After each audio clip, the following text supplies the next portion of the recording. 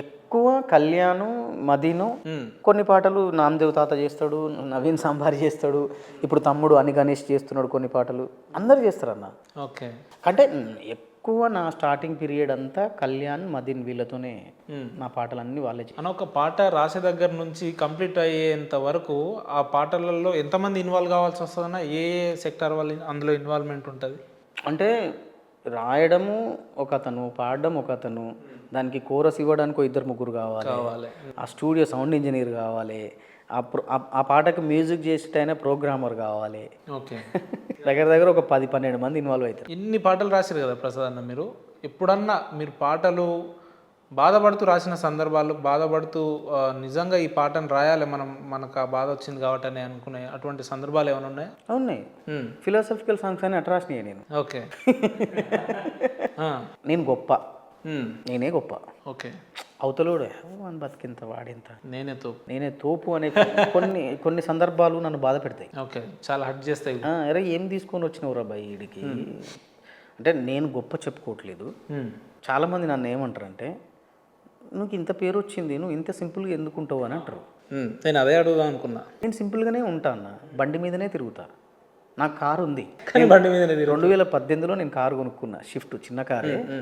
హైదరాబాద్లో ఒక సొంత ఇల్లు కొనుక్కున్నా. కానీ నేను బండి మీదనే తిరుగుతా, నాకు అదే స్వేచ్ఛ, నాకు అట్లనే బాగుంటుంది.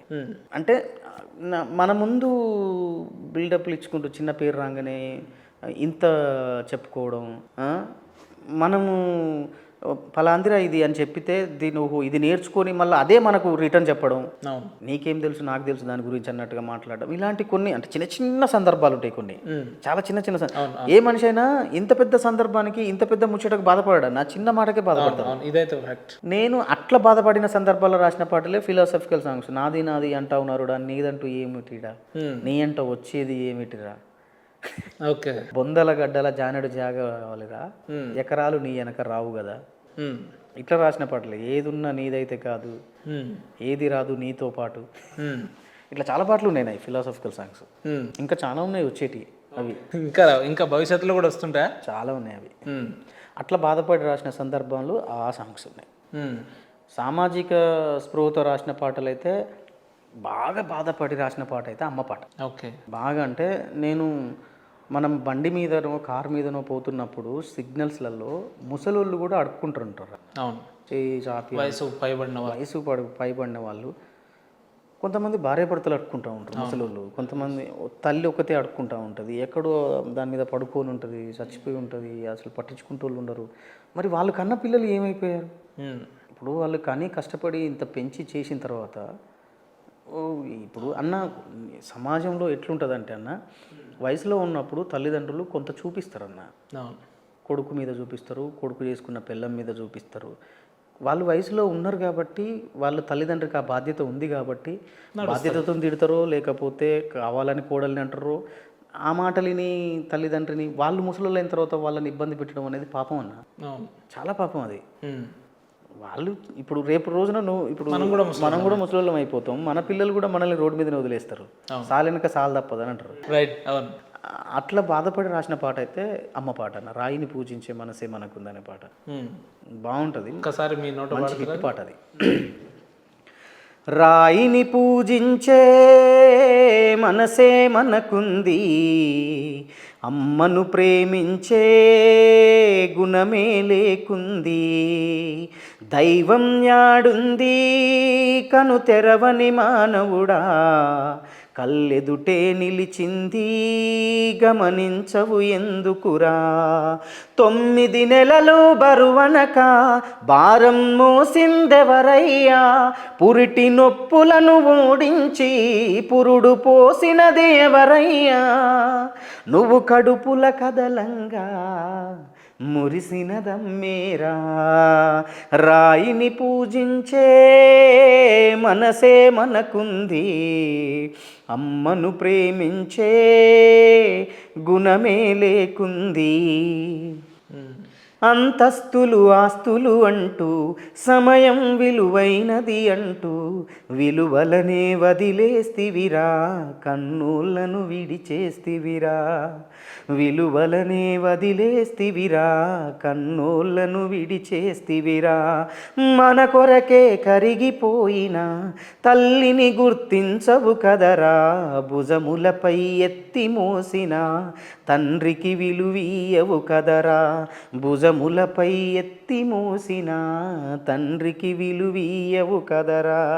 వదిలేస్తివి అమ్మను వీధుల్లో చేయి చాచి ఆచించుతున్నదిరో, ఆకలి తీరక తల్లి శవమై ఎక్కడా పడుకుందో, ఆ పాపం నీదేరా వెంటాడును వెనకాల. చాలా అద్భుతంగా పాడారన్న నిజంగా. ఇదైతే మనసు చెలించిపోయినట్టు ఉంది మీరు ఇది పాడుతున్నప్పుడు.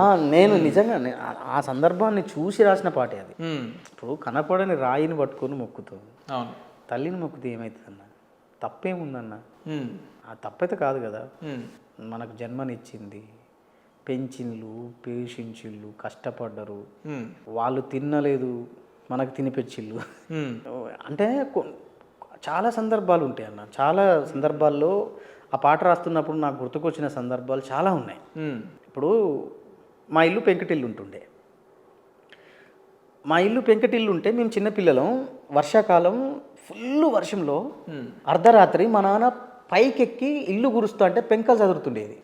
ఇల్లు మొత్తం గురుస్తుండే, పైనకెక్కి పెంకలు చదురుతూ ఉండేది. ఎక్కడ ఇల్లు గురుతుంది అనేది ఆ పెంకలు చదురుతూ ఉండేది వానలు తడుచుకుంటా. మా అమ్మ ఒక మంచంలో మమ్మల్ని పడుకోబెట్టి, మమ్మల్ని పడుకోబెట్టి మా కాళ్ళ దగ్గరనో తలకాయ దగ్గరనో కూర్చునేది. ఆ వర్షం మొత్తం అంతా ఇల్లంతా కురుస్తూ ఉండేది రాత్రి అంతా. అంత త్యాగం ఎవరు చేస్తారన్న? తల్లిదండ్రులే. తల్లిదండ్రులే. మరి వాళ్ళకి చేస్తే ఏమవుతుంది అంటారు, ఒక మాట అంటారు. పెద్ద పెరిగిన తర్వాత కొన్ని సందర్భాలు కోడళ్ళు వచ్చిన తర్వాత వాళ్ళు చేసే పనులు వీళ్ళు చేసే పనులు వాళ్ళకి నచ్చక, వాళ్ళు చేసే పనులు వీళ్ళకి నచ్చక కొన్ని నడుస్తాయి అన్న. అన్ని కుటుంబాలలో ఉంటుంది అది. అంత మాత్రాన ముసలిళ్ళు అయిపోయిన తర్వాత తల్లిదండ్రులను వదిలేయద్దు, అది పాపం. ఇదైతే సమాజానికి మంచి మెసేజ్ ఇచ్చిందన్న ఈ పాట ద్వారా. అవును, వాస్తవంగా.